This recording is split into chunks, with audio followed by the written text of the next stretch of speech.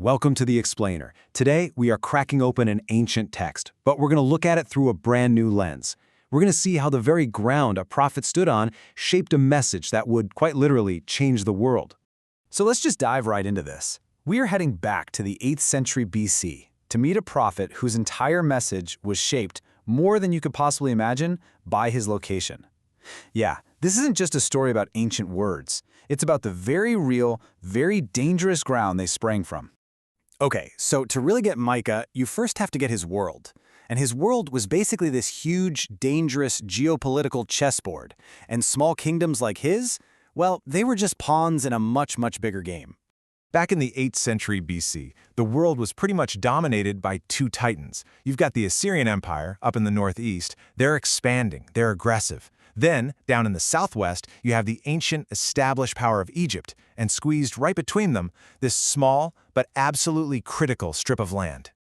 Now, Micah was a key voice during this incredibly chaotic time. He's part of what's known in the Hebrew Bible as the Book of the 12. And we're not talking minor prophets because their messages were small. Heck no, their messages were potent.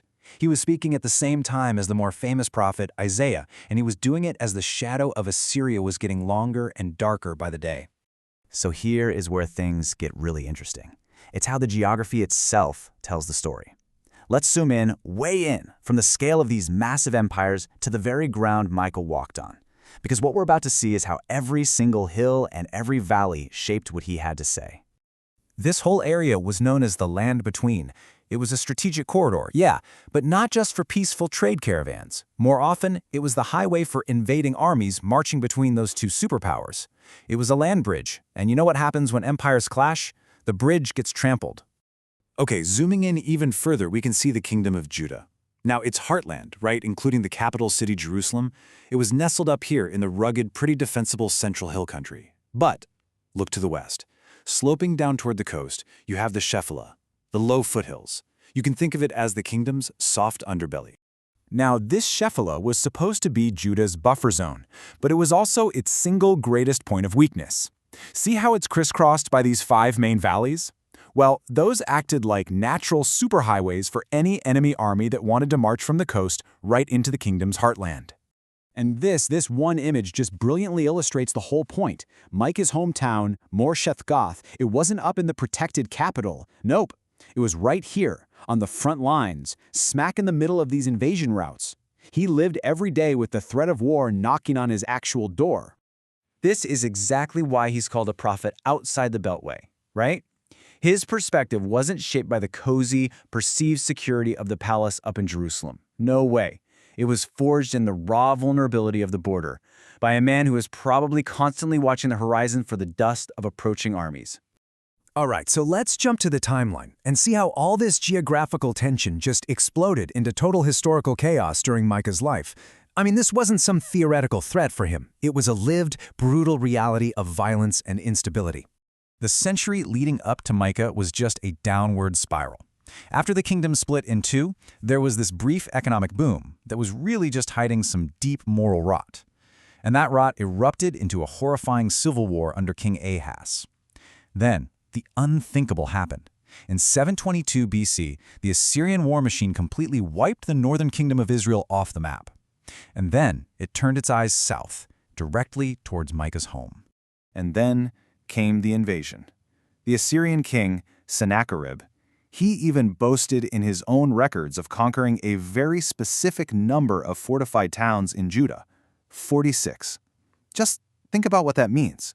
46 towns destroyed, 46 waves of terrified refugees fleeing for their lives, 46 plumes of smoke on the horizon.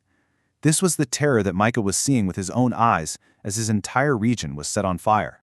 So with the northern kingdom totally gone, and with Assyrian armies now pressing in from the west through the Shephelah and coming down from the north, Jerusalem was effectively surrounded.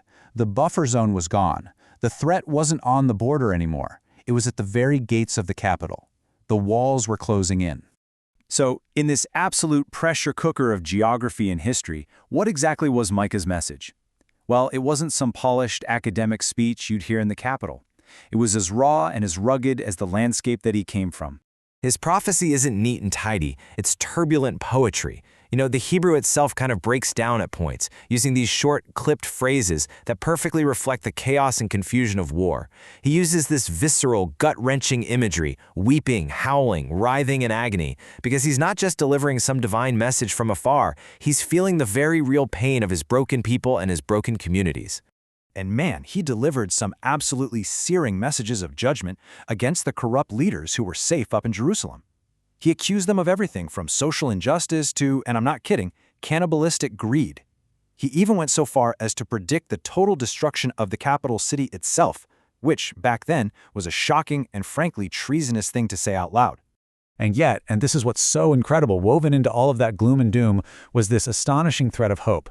While he's predicting the fall of the great powerful capital, he points to this tiny, insignificant little village, Bethlehem, and promises that from there, from that small place, a new ruler would come who would ultimately deliver his people. In fact, his very name, Micah, is a question. It means, "Who is like the Lord?" And the entire book is really an answer to that question. It's this constant contrast between the failure of human kings and corrupt leaders and the unwavering faithfulness and awesome power of God. So, why does this prophet from some forgotten border town still matter thousands of years later? Well, his impact wasn't just for his own time. It was immediate, and it turned out to be incredibly long-lasting.